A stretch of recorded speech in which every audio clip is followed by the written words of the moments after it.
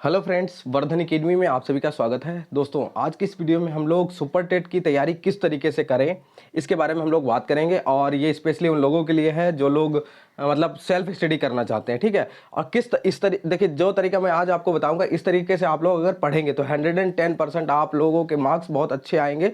और अगर उतना आपने इंप्लीमेंट कर लिए वो सारी चीज़ें तो 120 प्लस भी आने की कोई बहुत बड़ी बात नहीं है, क्योंकि बहुत से लोग ऐसे हैं, आप लोगों ने सुना होगा, जिनके 120 प्लस नंबर आए भी हैं, ठीक है। तो उसी के बारे में हम लोग आज की वीडियो में बात करेंगे। वीडियो के लास्ट में अगर आपके मन में कोई भी सवाल रह जाता है तो आप लोग कमेंट बॉक्स में पूछ सकते हैं, ठीक है।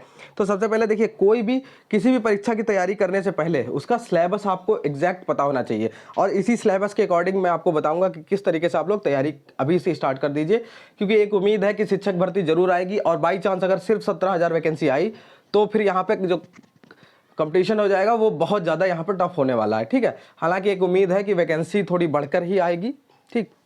तो यहाँ पर देखिए, ये आपका 69,000 भर्ती वाला जो सिलेबस है उसी के अकॉर्डिंग यहाँ पे मैं चीज़ें आपको बताऊंगा, और लगभग यही पैटर्न फिर से रहेगा, ठीक है। 150 क्वेश्चन, 150 प्रश्न होंगे।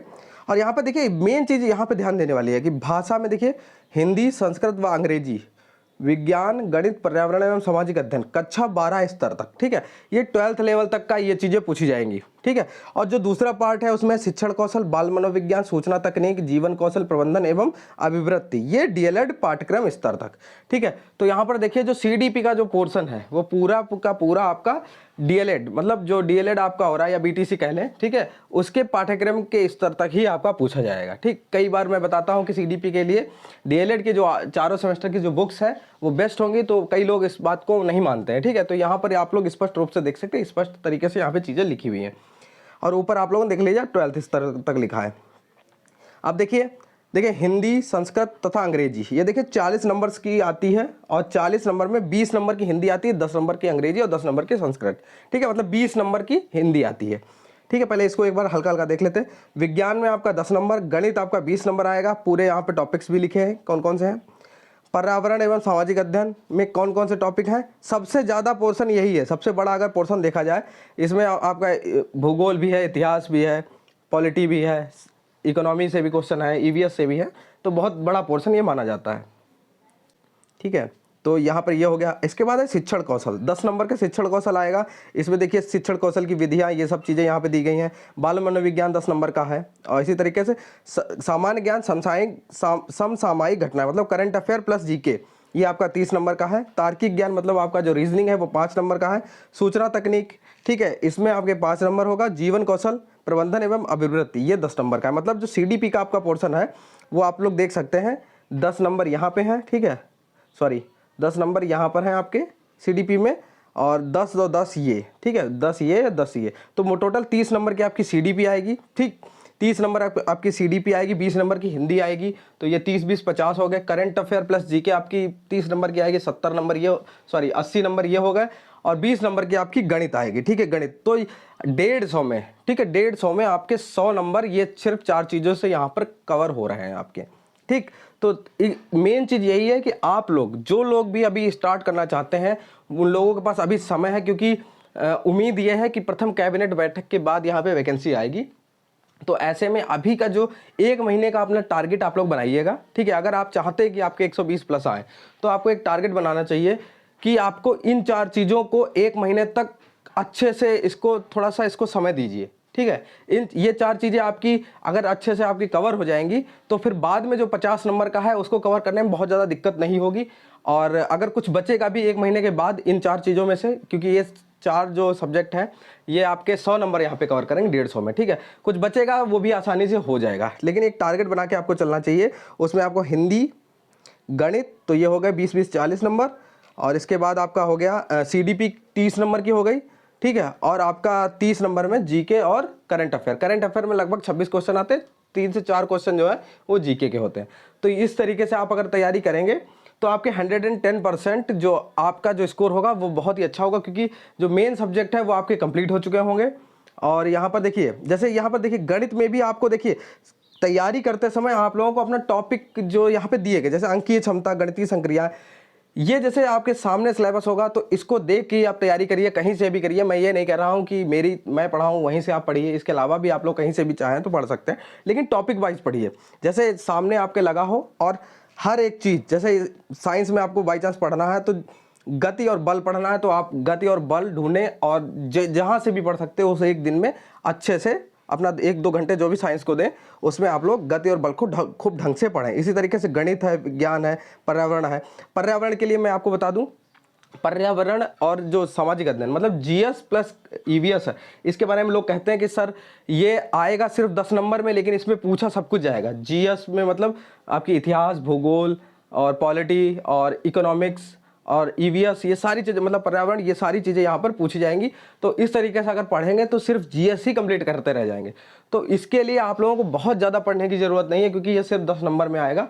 इसके लिए आप लोगों के लिए मैं एक बेस्ट बुक्स की एक वीडियो मैं आपको अभी आज या कल में ही आपको प्रोवाइड करा दूंगा, और उसमें मैं आपको बता दूंगा कि किस तरीके से आपको तैयारी करनी है। ठीक है, 2 तरीके से मैं बताऊंगा कि मतलब आपको जैसे सीडीपी की कहाँ से तैयारी करें बहुत अच्छे तरीके से। अगर आपने उतना फॉलो कर लिया तो 110% आपका ये चांस है कि 100% आपकी जो मतलब जो आपके मार्क्स हैं वो काफ़ी अच्छे होंगे। बस इतना आप लोग यहाँ पे कर लीजिएगा। ठीक है, करंट अफेयर के लिए, करंट अफेयर आपको कम से कम जनवरी से स्टार्ट कर देना चाहिए।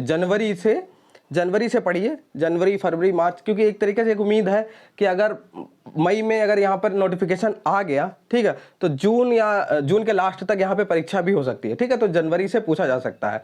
और अगर जून में पेपर होने की संभावना हो तो अपने 2 महीने और पीछे का पढ़ लीजिए, मतलब 6 क्या 8 महीने का करंट अफेयर आप लोग कवर करके रखिए, जिससे कि अधिक से अधिक चीज़ें, क्योंकि कहा यह जाता है कि हमेशा जो परीक्षाएं होती है उसमें 1 साल तक के करंट अफेयर पूछा जाता है। तो लेकिन कुछ लोग हैं वो कहते हैं सिर्फ 6 महीने का पढ़िए, जबकि कहा 1 साल का जाता है। ठीक है, तो मेरा ये मानना है लगभग 7 से 8 महीने का करंट अफेयर जो पिछला है वो आपको पढ़ना चाहिए। और इसके अलावा जो मेन चीज़ें हैं, प्रीवियस ईयर दो बार पेपर हुए हैं, एक बार मल्टीपल चॉइस हुआ था, एक बार लिखित पेपर हुआ था, लेकिन दोनों पेपर आप देखिए, दोनों पेपर से आपको एक अंदाजा लग जाएगा कि क्वेश्चन कहाँ से पूछे जाते हैं करंट अफेयर में भी।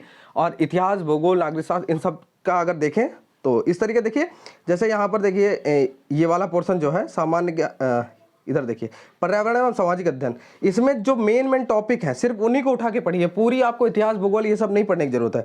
पृथ्वी की संरचना है, नदियाँ, पर्वत, महाद्वीप, महासागर व जीव, प्राकृतिक संपदा, अक्षांश और देशांतर, सौरमंडल, भारतीय भूगोल। ठीक है, भारतीय भूगोल से संबंधित जो भी इंपॉर्टेंट चीज़ें हैं उन्हीं को पढ़िए।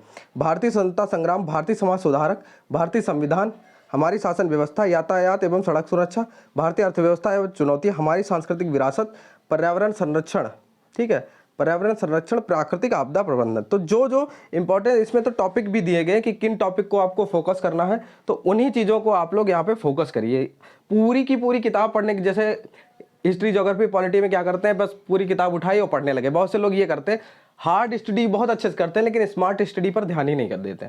तो मेन चीज़ ये है कि क्या चीज़ पूछी जाएगी, सिर्फ उसी चीज़ पे आपको फोकस करना है और उसी के आधार पे आपको अपनी तैयारी करनी है। ठीक है, इसके ऊपर मैं एक वीडियो आपको दूंगा जिसमें सभी टॉपिक, जितने भी आपके सिलेबस में ये चैप्टर्स हैं, ठीक है, ये आपके जितने भी चैप्टर हैं, कहने के लिए तो ये बहुत ज़्यादा चैप्टर हैं, लेकिन अगर थोड़ा सा ढंग से पढ़ेंगे तो ये सारे जो 150 नंबर है ये आपका बहुत अच्छे से कवर हो सकता है। ठीक है, और एक उम्मीद यही है कि भर्ती 50,000 के आसपास ही आए, लेकिन अगर 17,000 वैकेंसी आ गई तो यहाँ एक नंबर की यहाँ पर मतलब लड़ाई होगी, एक नंबर के लिए लड़ाई होगी। तो उम्मीद करते हैं कि आप लोग बहुत अच्छे से तैयारी करेंगे। और देखिए, कुछ लोग ये पूछते हैं कि हिंदी, संस्कृत और अंग्रेजी में क्या पढ़ें, क्योंकि इसमें सिर्फ ये लिखा है व्याकरण एवं अपने गद्यांश, पद्यांश, ग्रामर, कॉम्प्रिहेंशन। ठीक है, तो यहाँ पर देखिए आपको सारी चीज़ें पढ़नी है। ग्रामर में जितनी भी चीज़ें आती हैं, हिंदी, संस्कृत और अंग्रेजी की जो ग्रामर है उसके पोर्शन में जितनी भी चीज़ें आती हैं वो सारी आपको पढ़नी होंगी। इसके अलावा आप लोग प्रीवियस ईयर पेपर देखें। ठीक है, प्रीवियस ईयर पेपर से भी आपको अंदाज़ा लग जाएगा कि क्या क्या चीज़ें यहाँ पर पूछी जा रही हैं। ठीक है, गद्यांश, पद्यांश की प्रैक्टिस भी आप लोग प्रैक्टिस सेट लेंगे तो उससे आपकी कवर हो जाएगा थोड़ा सा, क्योंकि गद्यांश और पद्यांश जो होते हैं वो आपके प्रैक्टिस सेट से जितना प्रैक्टिस करेंगे उतने से ही आपके लिए अच्छा रहेगा। ठीक है, तो इस तरीके से आप लोग अपनी तैयारी करिए। और अगली जो वीडियो होगी उसमें हम लोग बेस्ट बुक्स के बारे में बताएंगे, एक चैप्टर को लेके मैं बताऊंगा कि कहाँ से क्वेश्चन पूछे गए हैं पिछली बार, और उसी के अकॉर्डिंग मैंने दोनों पेपर देखे हैं, 69,000 भर्ती और 68,500 दोनों भर्तियाँ देखी हैं, उनके दोनों के पेपर देखे हैं। उससे एक अंदाज़ा मैंने लगा लिया है कि कहाँ से कितने क्वेश्चन और किस तरीके से क्वेश्चन पूछे जाते हैं। हालांकि मेरा ये मानना है कि इस बार की जो वैकेंसी आएगी उसमें जो लेवल होगा वो पिछली बार की अपेक्षा उम्मीद है अच्छा ही होगा। मतलब उतना सरल तो नहीं मैं मानता हूँ, मुझे लगता है कि लेवल जो है वो पिछली बार से काफ़ी बेहतर रहने वाला है। ठीक है, तो उम्मीद है आप लोगों को सारी चीज़ें यहाँ पे क्लियर हो गई होंगी। और अगर अब भी आपके मन में कोई भी सवाल रह गया हो तो आप लोग कमेंट बॉक्स में पूछ सकते हैं। ठीक है, तो दोस्तों आज की वीडियो में सिर्फ इतना ही है, मिलते हैं अपनी नेक्स्ट वीडियो में, तब तक के लिए नमस्कार।